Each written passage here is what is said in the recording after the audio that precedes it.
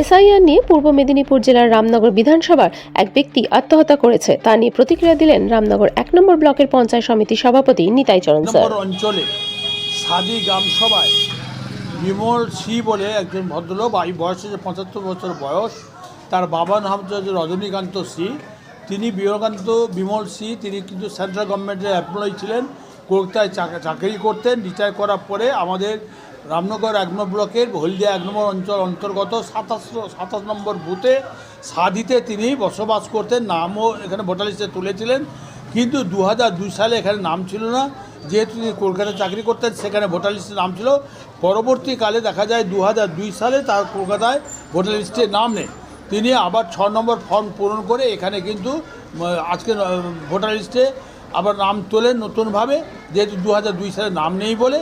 এবং সমস্ত তথ্য এবং সেন্ট্রাল গভর্নমেন্টের আগে চাকরি হোল্ডার হিসেবে সমস্ত তথ্য তিনি দেওয়ার পরেও তাকে পরবর্তী শুনতে পেয়েছি, এবার তাকে হিয়ারিংয়ে আবার আমন্ত্রণ জানানো হয়েছে। সেই হিয়ারিংয়ে ডাকার জন্য তিনি কিন্তু নিজেকে সামনে রাখতে পারেননি এবং নিজে খুব চিন্তিত হয়ে পড়েন। সেই কারণে আজ গতকাল ভোরবেলা ৩টা সাড়ে ৩টার সময় তিনি ফাঁসি লাগে মৃত্যুবরণ করেন।